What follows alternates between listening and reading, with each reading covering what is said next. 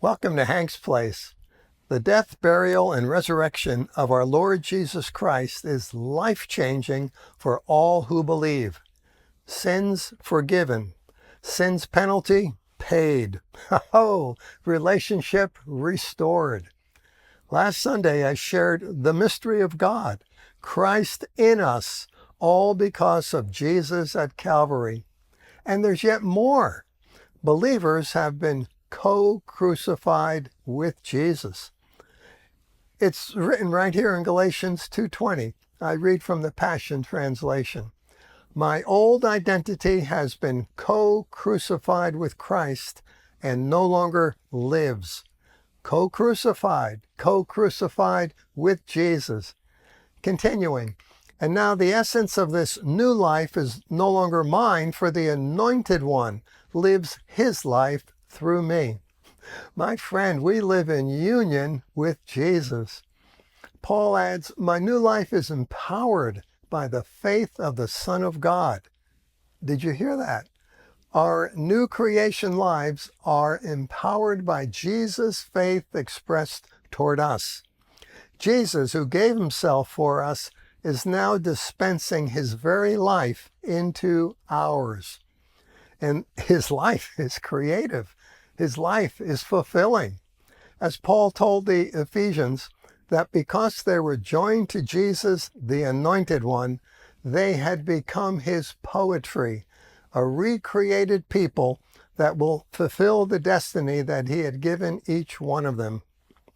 Maturing, according to Paul in Romans 6, is growing into an awareness of this union that we have with God. Listen to these snippets I've taken from Romans 6.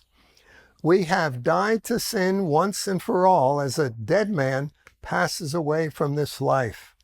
No longer do we live under sin's rule. We were immersed into union with Jesus, the Anointed One.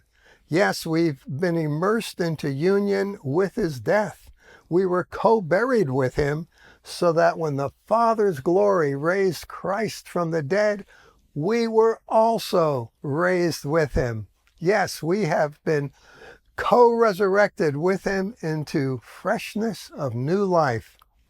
Our former self-life identity is now and forever deprived of its power. We were co-crucified with Jesus to dismantle the stronghold of sin within us so that we would not continue to live one moment longer submitted to sin's power. We don't have to beg God for victory over sin, for we have already died to sin and its lures. Friend, let's believe this good news rather than seek to crucify ourselves. Realize that a dead person is incapable of sinning. So, let's reckon ourselves as dead and unresponsive to sin's appeal while living daily for God's pleasure in union with Jesus, the Anointed One. We have been united with Christ both in his death and his resurrection. Our former identity has forever been deprived of its power, and we are joined with Christ and alive to God. Yes, thanks to Jesus, we are new creations. We have come alive.